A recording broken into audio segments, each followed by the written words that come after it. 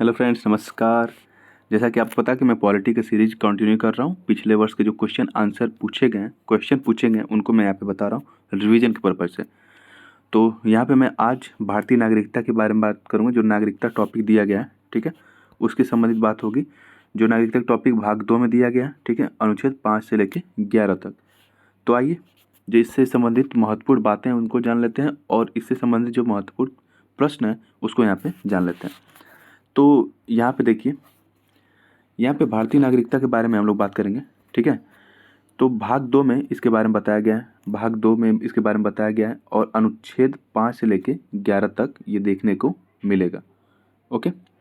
यहाँ पे बताया गया कि भारत में ब्रिटेन के समान एकल नागरिकता का प्रावधान किया गया है। जैसे कि ये ब्रिटेन है, ब्रिटेन में जो एकल नागरिकता है, ठीक है, वैसे ही भारत में भी एकल नागरिकता है, ठीक है। तो ब्रिटेन के जैसे ही भारत में भी एकल नागरिकता है, ठीक है। अगर नागरिकता की बात करें तो नागरिकता से संबंधित जो प्रावधान ये बताया गया है कि संसद जो है नागरिकता के संबंध में विधि बना सकती है। तो ये आर्टिकल 11 में बताया गया है। और जो नागरिकता संबंधी प्रावधान है अनुच्छेद 5 से लेकर 11 तक है, भाग 2 में है, इस बात का ध्यान रखिएगा। तो आर्टिकल 11 में ये बताया गया है कि संसद को नागरिकता के संबंध में विधि बनाने की शक्ति दी गई है, ठीक है।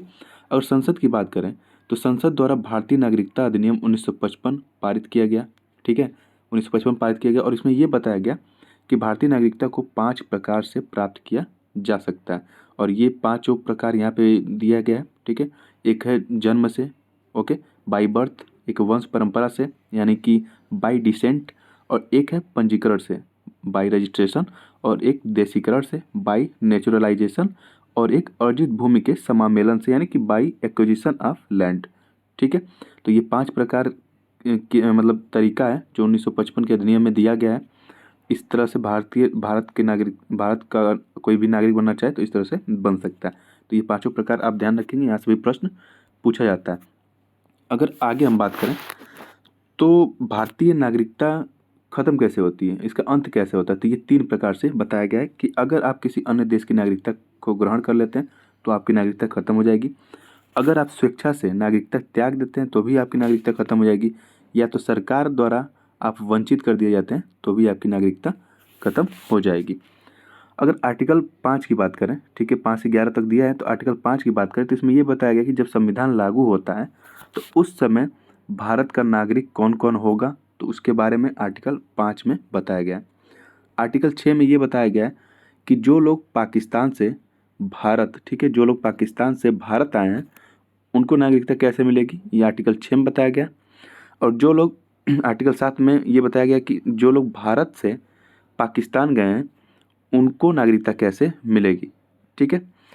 और आर्टिकल 8 यानी कि अनुच्छेद 8 में ये बताया गया कि जो जो लोग भारत से बाहर चले गए, ठीक है, वो भारतीय मूल के जो प्रवासी हैं, अगर वो फिर से भारत लौट कर आना चाहते हैं, अगर भारत की नागरिकता लेना चाहते हैं तो उनको नागरिकता कैसे मिलेगी, ये अनुच्छेद 8 में बताया गया है, ठीक है।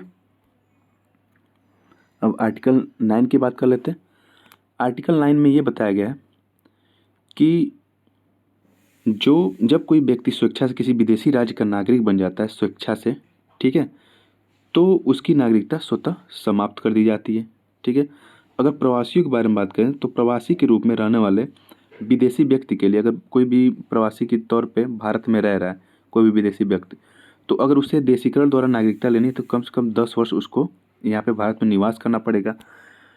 लेकिन जब नागरिकता अधिनियम 1955 की धारा 5 कहती है कि अगर ऐसे कोई भी अप्रवासी है जिसको भारत की नागरिकता लेनी है, ठीक है, देशीकरण के माध्यम से, तो भारत में उसे 7 वर्ष बिताने होंगे, ठीक है।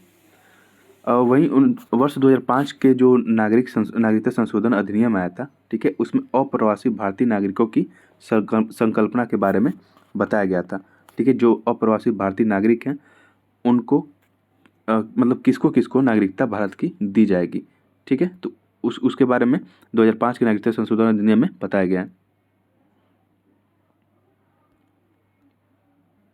इसमें ये बताया गया कि जैसे कि बांग्लादेश और पाकिस्तान जो भारतीय चले गए थे प्रव्रजन के दौरान, ठीक है, जो चले गए थे, इन देशों के भारतीय मूल के नागरिकों को छोड़कर और किसी अन्य देश के भारतीय मूल के अगर नागरिक हैं, अगर वो भारत के नागरिक अब बनना चाहते हैं तो भारत सरकार को आवेदन दे सकते हैं। उनसे संबंधित प्रावधान 2005 के नागरिकता संशोधन अधिनियम में देखने को मिलेगा।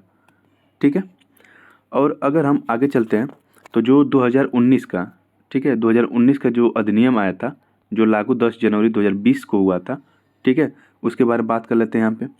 इस अधिनियम में ये बताया गया कि जो अफ़गानिस्तान है, ठीक है, अफ़गानिस्तान है, बांग्लादेश है और पाकिस्तान है, ठीक है, यहाँ पे जो अल्पसंख्यक हैं जैसे कि हिंदू, सिख, ठीक है, हिंदू, सिख, बौद्ध, जैन, पारसी और ईसाई, इसमें ध्यान रखिएगा कि इसमें मुस्लिम की बात नहीं की गई, क्योंकि ये बांग्लादेश, अफ़गानिस्तान और पाकिस्तान ये मुस्लिम राष्ट्र हैं, तो ये लोग यहाँ पे अल्पसंख्यक नहीं माने जाते।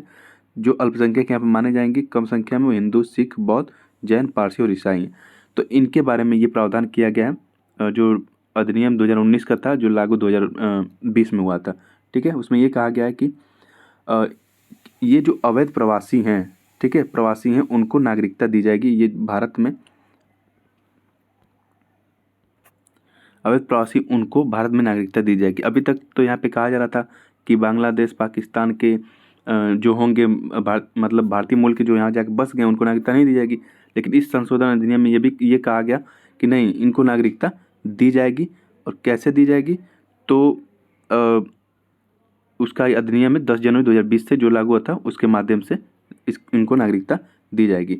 और ये किन को नागरिकता दी जाएगी, जो 31 दिसंबर 2014 तक वो भारत में आ चुके हों या उससे पहले भारत में आके निवास कर चुके हों, उनको इस अधिनियम के माध्यम से उनको नागरिकता दी जाएगी।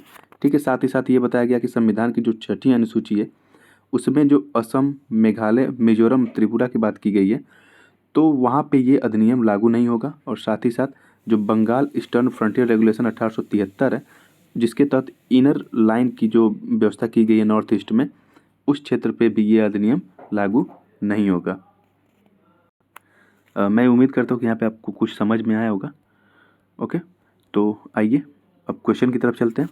आपका पहला प्रश्न है कि भारत के संविधान के किस भाग में हम नागरिकता से संबंधित प्रावधानों को पाते हैं। ठीक है, तो ये ऑप्शन है आपके। तो भाग 1 में आपको संघ राज्य क्षेत्र मिलेंगे और भाग 2 में नागरिकता आपको मिलेगी। तो ऑप्शन बी आपका सही है। ऐसे सिंपल सवाल पूछ लेते हैं। ठीक है।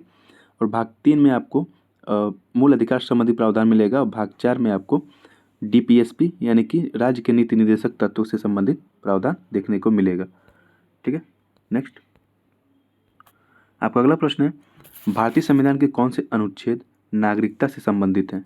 ठीक है, ये देखिए यूपी पीसीएस 2020 में पूछा जा चुका। कह रहा हूँ ना, ये सिली क्वेश्चन ये पूछ लेते हैं, जो हम लोग जल्दी जल्दी में गलत भी कर देते, तो ध्यान रखिएगा इस बात का। तो नागरिकता संबंधित प्रावधान किस अनुच्छेद में दिया गया, ये आपको बताना है। तो इसका सही जवाब है ऑप्शन बी, 5 से लेकर 11 तक, क्योंकि 1 से लेकर 4 तक संघ और राज्य क्षेत्र के बारे में अनुच्छेद 1235 से आपको मूल अधिकार मिलेगा, 36 से 51 आपको राज्य के नीति निर्देशक तत्व मिलेंगे। ठीक है। नेक्स्ट, भारत में नागरिकता के निम्नलिखित विशेषताओं में से कौन सी सही है, ये आपको बताना है। क्या राज्य तथा राष्ट्र की दोहरी नागरिकता भारत में है? नहीं, ये गलत है। राज्य की एकल नागरिकता भारत में, ये भी गलत है। राज्य की बात कर रहा है। भारत और अन्य देश की दोहरी नागरिकता, ये भी गलत है। तो इसका सही जवाब संपूर्ण भारत की एकल नागरिकता है। संपूर्ण भारत में एकल नागरिकता है। यहाँ पे अमेरिका जैसे अमेरिका के जैसे यहाँ पे जैसे अमेरिका में है, वहाँ पे जो राज्य हैं उनकी भी एक नागरिकता है, और जो पूरा स्टेट है अमेरिका करके, जो पूरा राष्ट्र है अमेरिका, उनकी भी नागरिकता है। तो यहाँ पे दोहरी नागरिकता मिलती है, जो कि भारत में ऐसा प्रावधान नहीं है। भारत में एकल नागरिकता का प्रावधान है, जो जैसा ब्रिटेन में है। और भारत के संदर्भ में लिखित कथनों पर विचार कीजिए। ठीक है, ये देखिए यूपीएससी 2021 यानी आईएएस प्री 2021 में पूछा गया था। इसमें ये प्रश्न पूछा गया कि भारत में इसमें सही कथन आपको बताना है। ठीक है, कौन सा सही है बताना है। तो भारत में केवल एक ही नागरिकता और एक ही अधिवास है, सही है। जो व्यक्ति जन्म से नागरिक हो वही राष्ट्रीय अध्यक्ष बन सकता है, मतलब बताया जा रहा है, इसमें पूछा जा रहा है क्या जो व्यक्ति जन्म से भारत में नागरिक है वही केवल राष्ट्रपति या राष्ट्र का अध्यक्ष बन सकता है भारत में, तो ये गलत है। ठीक है, जिस विदेशी को एक बार नागरिकता दे दी गई है, क्या उसे किसी भी परिस्थिति में उससे नागरिकता नहीं छीनी जा सकती? ऐसा नहीं है, छीनी जा सकती है, तो ये भी गलत है। ठीक है, तो इसका सही जवाब होगा ऑप्शन ए, केवल एक सही है।